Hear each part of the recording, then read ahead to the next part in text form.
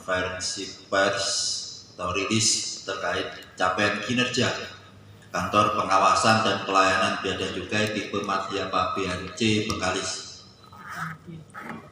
tahun 2023.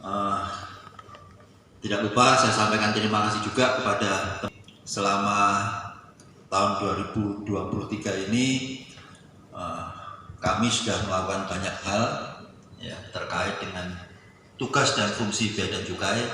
Tetapi untuk kali ini kami ingin menyampaikan terkait penegakan hukum, khususnya penindakan yang dilakukan oleh Bea Cukai Bengkalis selama tahun 2023.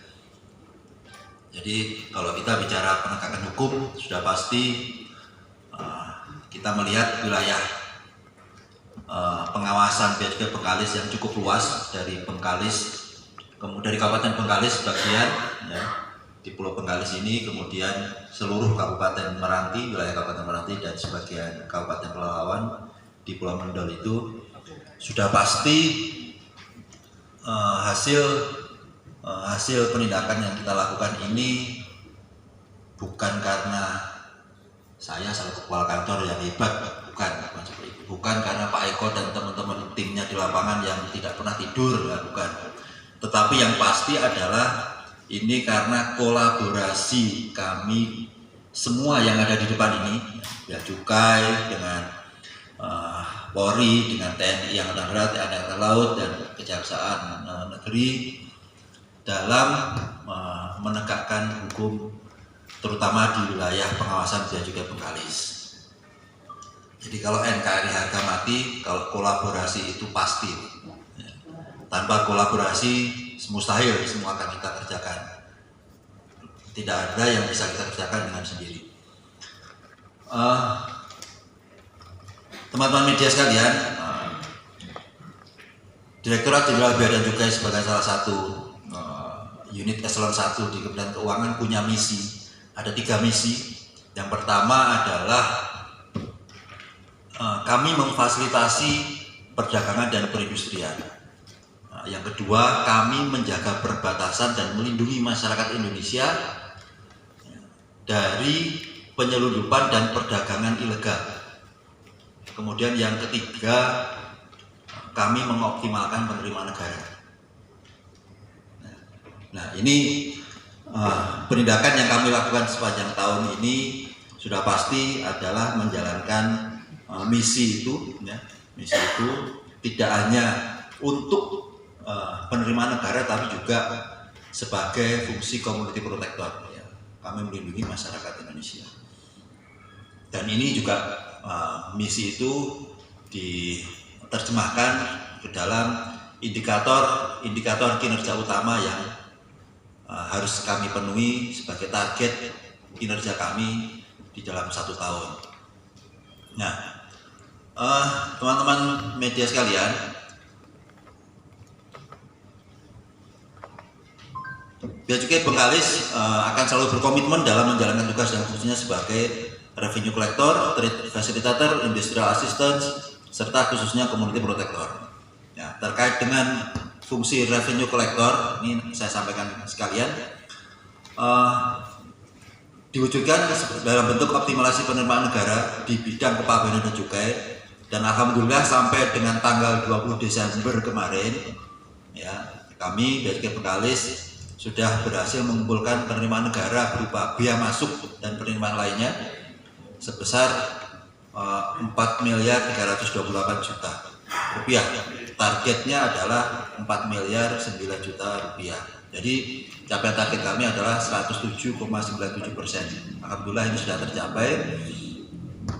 Memang sebenarnya kalau dibanding kantor-kantor lain, kantor Bea Cukai lain di Provinsi Riau, mungkin kami paling kecil karena memang hanya bea masuk. Kalau bea keluar kami tidak ada target karena kebetulan memang tidak ada ekspor CPO dari sini. Ya, kalau bea keluar kan CPO yang paling utama. Kemudian selain menjalankan fungsi revenue collector, kami Bea Cukai Bengkalis juga melaksanakan fungsi community protector seperti yang saya sampaikan di awal tadi, yaitu memberikan perlindungan kepada masyarakat khususnya di bidang kepabeanan dan cukai berupa pencegahan peredaran barang-barang ilegal terutama barang yang berdampak negatif dan berbahaya yang dilarang dan atau dibatasi oleh regulasi, serta barang kena cukai berupa hasil tembakau atau rokok, kemudian minuman mengandung etil alkohol atau minuman keras, serta barang berbahaya lainnya agar tidak dikonsumsi masyarakat. Ini adalah amanat dari Undang-Undang Kepabeanan dan Undang-Undang Cukai. Dari awal tahun 2023 hingga 15 Desember 2023 ini, kami di Bea Cukai Bengkalis dengan dukungan dan kolaborasi dari bapak-bapak yang ada di depan ini sudah berhasil melakukan penindakan sebanyak 85 kali, 85 kali penindakan dari sektor atau dari bidang kepabeanan ada 40 kali penindakan, kemudian dari cukai ada 33 kali penindakan, dan narkotika dengan Polres Bengkalis, Polres Kepulauan Meranti, dan Polda ada sekitar 12 kali penindakan. Nah, dari sektor kepabeanan dan cukai ada 41.147 pieces barang yang tidak memenuhi persyaratan kepabeanan. Kemudian dari cukai ada 7.595.446 batang rokok. Ya. Kemudian dari hasil pengolahan tembakau lainnya HPTL ada 2,4 liter. Kemudian dari MMEA atau minuman keras ada 3.107,7 liter. Nah, total perkiraan nilai barang ini dari semua yang kita tindak sebesar 13.707.000.000 ya, nilai barangnya itu. Kemudian perkiraan kerugian negara sebesar 6.839.000.000 rupiah. Nah, itu dari sektor kepabeanan dan cukai. Komoditi yang diatur di kepabeanan dan cukai. Kemudian dari komoditi berupa narkotika, psikotropika dan prekursor atau NPP berupa metamfetamin atau sabu sebesar 201,946 kg, ekstasinya sebanyak 74.610 butir dan happy five sebanyak 25.490 butir dengan total perkiraan nilai barang sebesar 296 miliar. Nah, kalau kita bicara narkotika, kita tidak bicara potensi kerugian negara, kita bicaranya adalah perkiraan potensi penghematan keuangan negara sebesar 1,021 triliun.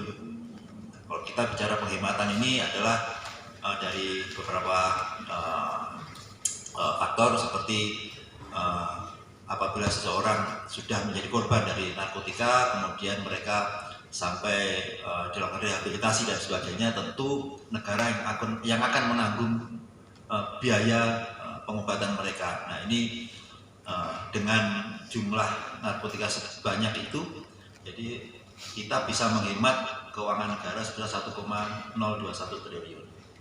Nah, jadi pada kesempatan ini kami tidak lupa sekali lagi mengucapkan terima kasih yang sebesar-besarnya kepada masyarakat yang telah berperan serta secara aktif mendukung pelaksanaan tugas kami, serta penghargaan yang setinggi-tingginya juga kepada seluruh jajaran TNI Angkatan Darat, TNI Angkatan Laut, Polri, dan Kejaksaan atas sinergi dan kolaborasi yang sangat baik.